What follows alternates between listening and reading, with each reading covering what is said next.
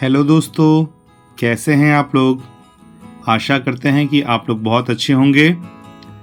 तो दोस्तों, आज एक बार फिर से हम आप लोगों के बीच में आ चुके हैं आपके मन पसंदीदा चैनल ज्ञान विथ जेएमडी में एक बहुत ही महत्वपूर्ण विषय के साथ, जिसका नाम है उपसर्ग। उपसर्ग जिसे इंग्लिश में कहा जाता है प्रीफिक्स। तो आज हम लोग उपसर्ग के बारे में जानेंगे कि आखिर उपसर्ग होता क्या है, उपसर्ग की परिभाषा क्या है और हिंदी भाषा में, संस्कृत भाषा में तथा उर्दू भाषा में कौन कौन से उपसर्ग हैं। तो दोस्तों, अब हम लोग इस वीडियो को चालू करते हैं।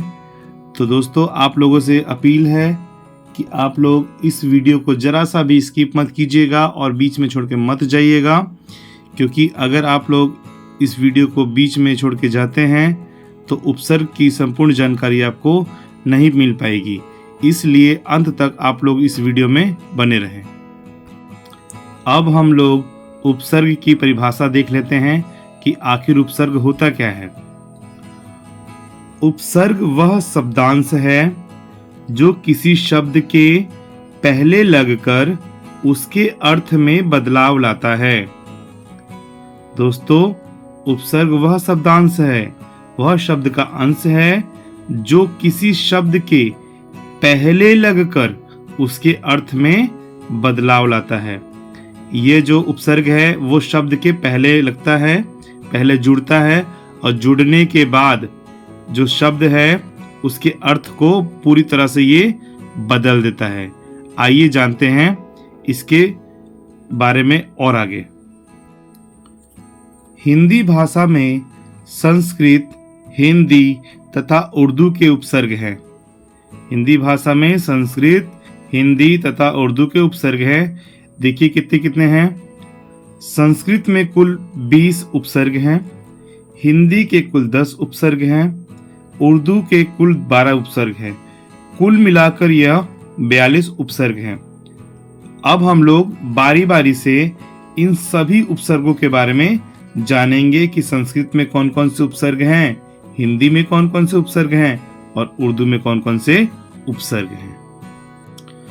सर्वप्रथम हम लोग संस्कृत के उपसर्ग के बारे में देखते हैं। तो पहला उपसर्ग है अति।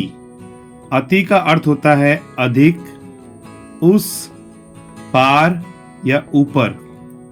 और देखिए, यह शब्द के आगे जब लगता है तो क्या बन जाता है। जब काल के आगे लगेगा तो अतिकाल या फिर अत्याचार या फिर अतिरिक्त। तो ये पहला उपसर्ग है। दूसरा उपसर्ग है अधि। इसका अर्थ होता है ऊपर, स्थान में श्रेष्ठ या फिर समीप। ये देखिए, आगे लग चुका है अधिकार, कार के आगे लगा है अधि, तो ये बन गया अधिकार। उसी प्रकार से करण, करण के आगे लग गया है अधि, तो ये बन गया अधिकरण। और अगला है अधिराज। यानी उपसर्ग वह शब्दांश है जो किसी शब्द के पहले लगकर उसके अर्थ में बदलाव लाता है। तो यहाँ पे वो पूरी तरह से दिख भी रहा है हमें। तीसरा उपसर्ग है संस्कृत का अनु। इसका अर्थ होता है पीछे, पश्चात, क्रम या समानता। देखिए, इससे कौन कौन से शब्द बनते हैं। अनुकरण, अनुशासन, अनुकूल। यह सब अनु से बनने वाले शब्द हैं। जो चौथा उपसर्ग है वो है अप। अप का मतलब होता है बुरा, हीन या फिर अभाव। इसके शब्द जो बनेंगे वो बनेगा अपमान, अपराध या अपवाद। पांचवा जो है उपसर्ग वो है अभी। इसका अर्थ होता है पास, सामने, इच्छा प्रकट करना। इसके शब्द बनेंगे अभिमान, अभिप्राय, अभिशाप। अगला है अव। इसका अर्थ होता है हीन, अभाव या फिर पतन। इसके शब्द बनेंगे, अव से बन गया अवगुण, गुण के आगे लगा अव तो बन गया ये अवगुण। शेष, शेष के आगे लगा अव तो बन गया अवशेष। और ज्ञा के आगे लग गया अव तो ये बन गया अवज्ञा। यानी ये क्या कर रहा है, ये आगे लग जा रहा है और शब्द के अर्थ को बदल दे रहा है। उसी प्रकार से सातवां जो है वो है आ का अर्थ होता है तक और समेत उल्टा कमी, और इसके शब्द बनेंगे आकर्षण, आकाश, आवेश। अगला है उत का अर्थ होता है ऊपर, ऊंचा, श्रेष्ठ या फिर उत्कर्ष। देखिए इसके शब्द कौन कौन से हैं? उत्कर्ष, उत्साह, उद्भव।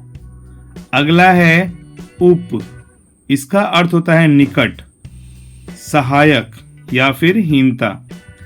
इसके शब्द बनेंगे उपकार, उपदेश, उपनाम। अगला जो है वो है दूर या फिर दुस, इसका मतलब होता है, इसका अर्थ होता है बुरा, कठिन, दुष्ट या फिर हीन। इसके शब्द बनेंगे दुराचार, दुर्दशा, दुर्लभ। अगला जो है उपसर्ग वो है नी का अर्थ होता है भीतर, नीचे, बाहर, अतिरिक्त, और इससे शब्द बनेंगे निदान, निबंध, निरोध। अगला जो उपसर्ग है वो है निर या फिर निस, इसका अर्थ होता है बाहर या फिर निषेध या फिर रहित। इससे शब्द बनेंगे निर्भय, निर्गुण, निर्माण। अगला उपसर्ग है परा, इसका अर्थ होता है पीछे, उल्टा, अनादर या फिर नाश। इससे शब्द बनेंगे पराजय, पराजित या परावर्तन। यहाँ पे देखिए परा जो शब्द है इन शब्दों के आगे लग गया है और इसने अर्थ को परिवर्तित कर दिया है।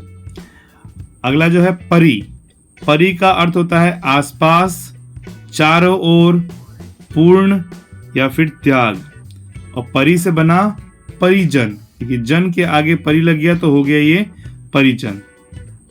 अगला परिणाम बन गया और अगला बन गया परिधि। अगला जो उपसर्ग है वो है प्र का अर्थ होता है अधिक, आगे, ऊपर या फिर यश, और प्र से बन गया प्रकाश, प्रचार, प्रभु, प्रभाव। अगला जो उपसर्ग है वो है प्रति का अर्थ होता है विरुद्ध, सामने, बराबरी, और प्रति से बना शब्द प्रतिकूल, प्रतिरोधक, प्रत्येक। अगला उपसर्ग है वी का अर्थ होता है भिन्न, विशेष, अभाव, हीनता, और वी से शब्द बना विकास, विज्ञान, विधवा। अगला जो उपसर्ग है वो है सम का अर्थ होता है अच्छा, साथ, पूर्ण,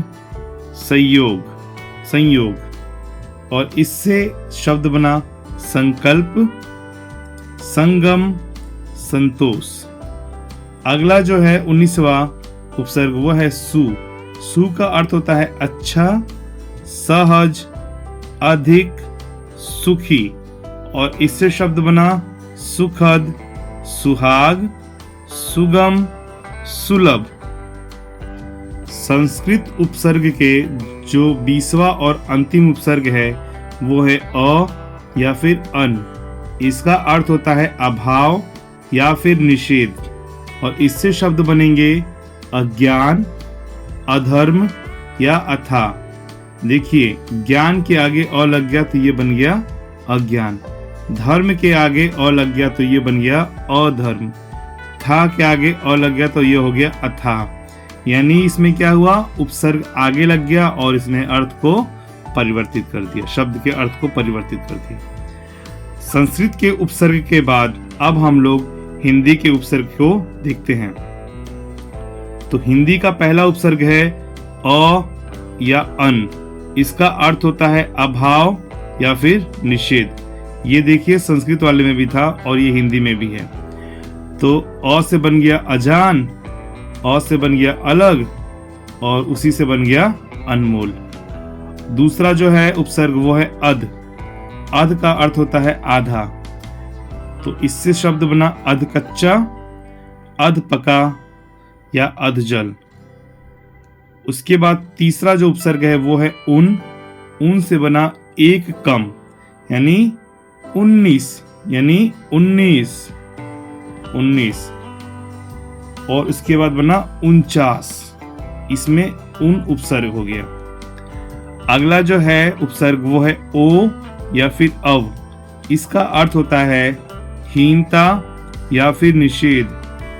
ओ या अव से बना शब्द जो है वो है औसत, औरत या फिर औसर। अगला जो उपसर्ग है वो है दू। दू का अर्थ होता है बुरा या फिर हीन, और इनसे जो शब्द बना वो है दुबला या फिर दुकाल। अगला उपसर्ग है नी। नी का अर्थ होता है निषेध, अभाव या फिर विशेष, और इनसे शब्द बने नीडर, निहत्था, निखरा। हिंदी के उपसर्ग का सातवां जो उपसर्ग है वो है बिन। बिन का अर्थ होता है निषेध, इससे शब्द बनेंगे बिन जाने, बिन खाया, बिन काम। अगला उपसर्ग है भर। भर का अर्थ होता है पूरा या फिर ठीक, और इससे शब्द बनेंगे भरपेट, भरपूर या फिर भरसक। अगला जो उपसर्ग है वो है कु या फिर क। इसका अर्थ होता है बुराई या फिर हीनता, और इससे शब्द बनेंगे कुकर्म, कुपात्र, कपूत। हिंदी का जो आखिरी उपसर्ग है 10वां वो है सु या फिर सौ। इसका अर्थ होता है श्रेष्ठता और साथ के अर्थ में, जैसे सुडौल, सुजान, सुराज। तो ये हिंदी के कुल 10 उपसर्ग थे। अब हम लोग उर्दू के उपसर्ग के बारे में जानते हैं। हिंदी के उपसर्ग के बाद अब हम लोग उर्दू के उपसर्ग देखते हैं। पहला जो उर्दू का उपसर्ग है वो है अल।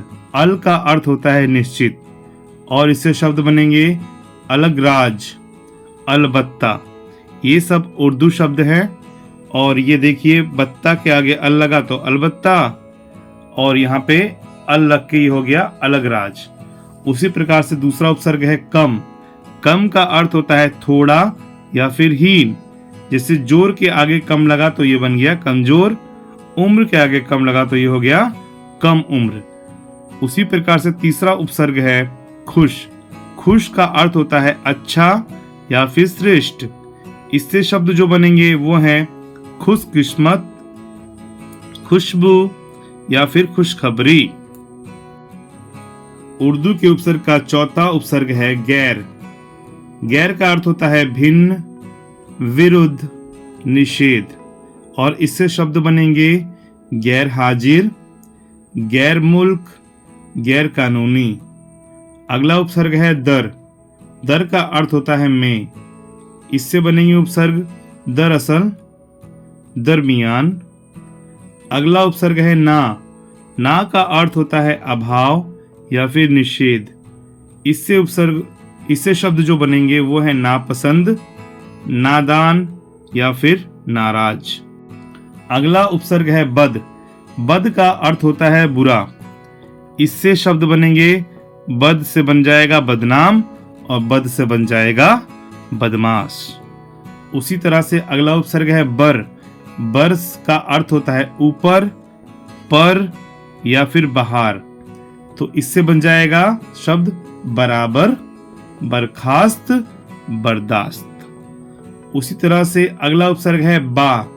बा का अर्थ होता है साथ, और इससे शब्द बनेंगे बाकायदा, बातुनी। अगला उपसर्ग है बिल।